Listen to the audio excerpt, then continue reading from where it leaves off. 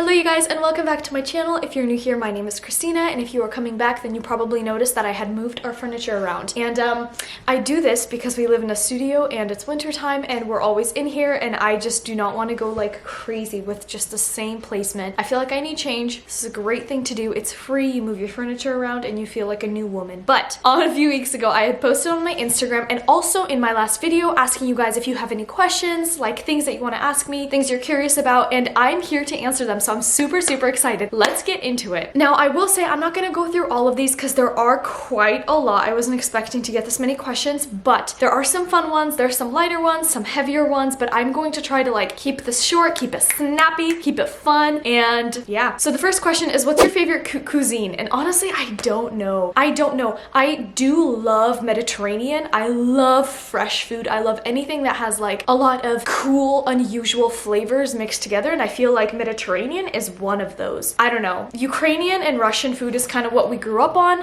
although my mom did a really good job kind of switching it up all the time. And like Ukrainian and Russian dishes are very like mayonnaise and potato heavy, so those are definitely not my favorite. The next question is, how expensive was it to move to Alaska? And I will tell you this, it was actually not very expensive. I think most of our expenses were actually just buying the airplane ticket to fly up here, because we sold and donated almost everything. If it did not fit into a suitcase, we donated it, or we just kept it down there in a storage, and every time Ivan or I fly down to Portland, we just pick it up, take it up with us. But honestly, we were considering just like packing up all of our furniture. We had like this beautiful dining table from Crate and Barrel that I love and I miss every single day. But when we were calculating the costs of, you know, hiring a company, a moving company to come, it was just not worth it, because the value of what we owned wasn't even, like, we would have paid more for shipping than we would have if we just sold everything and bought it again up in Alaska, or, you know, bought it online and had it shipped here. So it was not expensive at all. I want to say it was probably like, I don't know, $700 for tickets for Ivan and I, with all of our suitcases and everything, but I think that's as much as we spent. I'm actually super curious about your creative process. Where do you draw your inspiration from?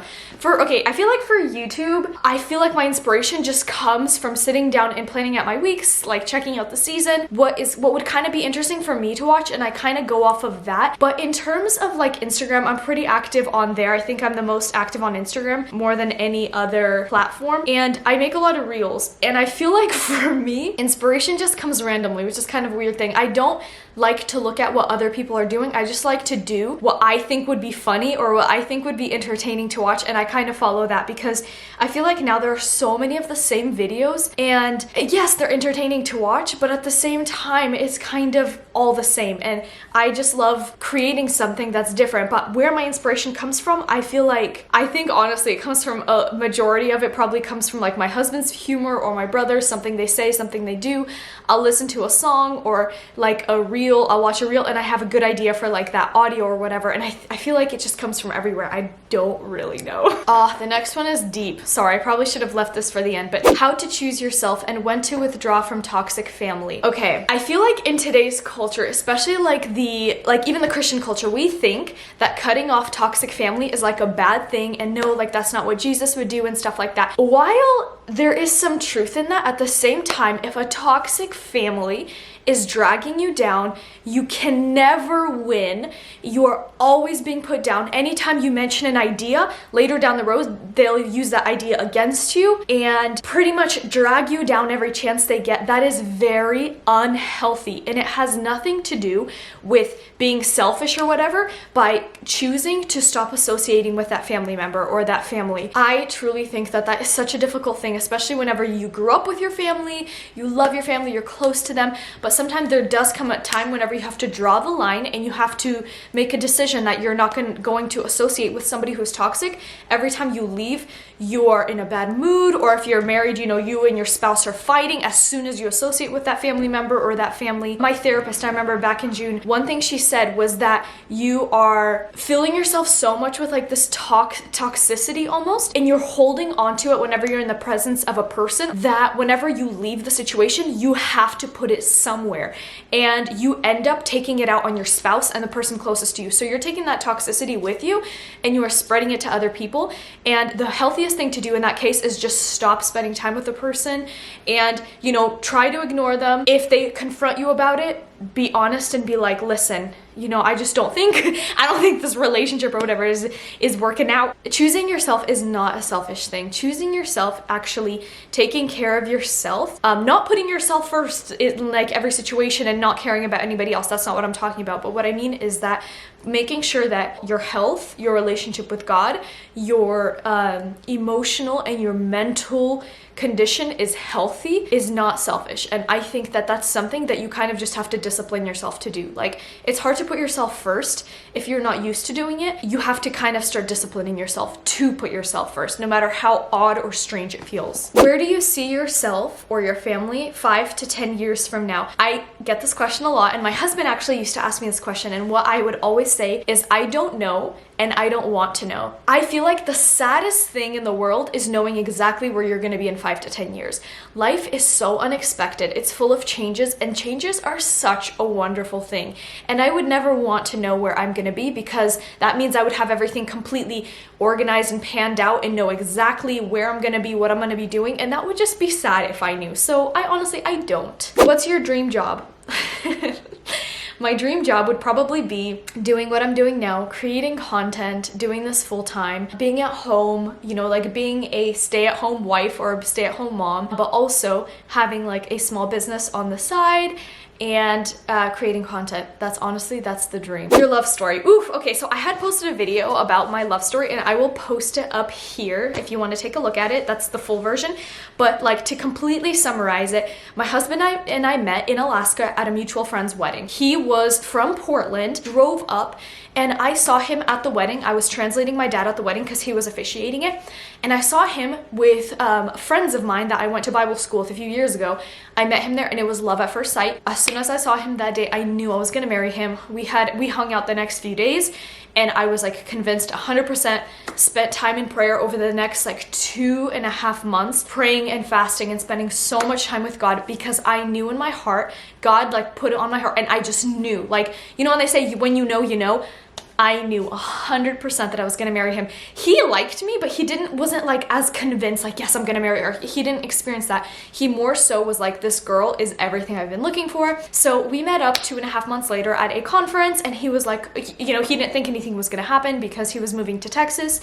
We met in Portland. I told God, I was like, God, if nothing happens after this conference, then I'm letting him go. I don't wanna keep praying and fasting for something, because I feel like I'm tying my emotions to it, and I don't want that to happen. And so nothing happened at the conference. I was like crying, you know, on the entire way home. Like, it was just really sad. And then literally 3-4 days later, he starts talking to me, and I knew, like, he just texted me because he had my number, and we started talking from time to time. And in like 3 days, we were non-stop talking, and it felt so right. And I felt like we were asking each other a lot of questions about where we see each other in life, and our goals and our values, and everything was aligning so beautifully. And it was just confirmation for me that I knew that it was God.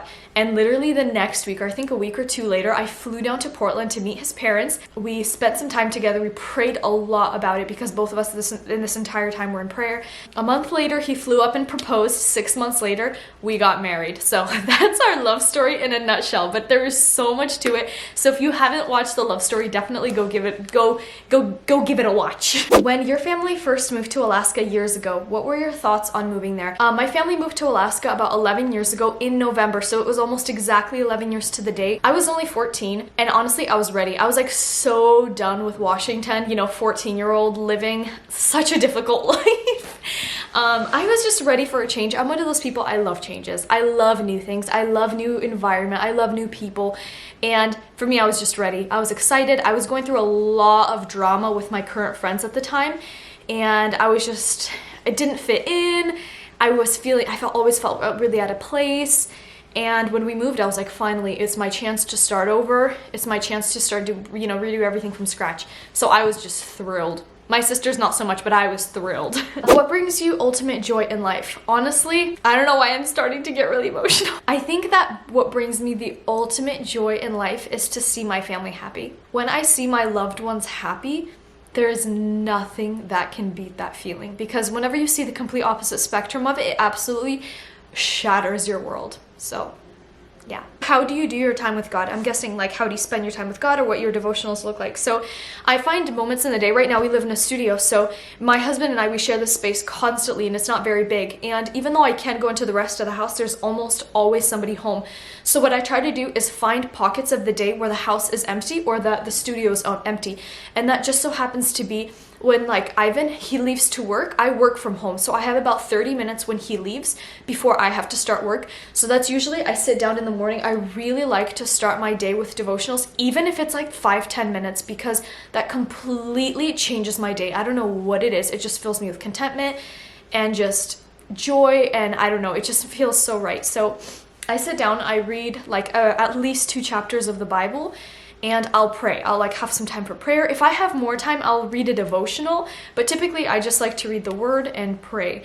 Later in the day, usually around the evening time, that's whenever I like to actually have my prayer time. So Ivan is usually home by then, so I'll actually lock myself in the bathroom and I'll just go. We like before bed we pray together. Even as like a married couple, I still really need that time alone with God in the evenings, because in the evening is when I'm the most chattiest and I feel like I can really express myself. I'm not exhausted, so I really get everything out into the open. So my prayer time, usually when I'm like reading the Bible in the evenings, I'll sit by myself and Ivan can be in here and it doesn't bother me. But when I pray, I like to be completely alone.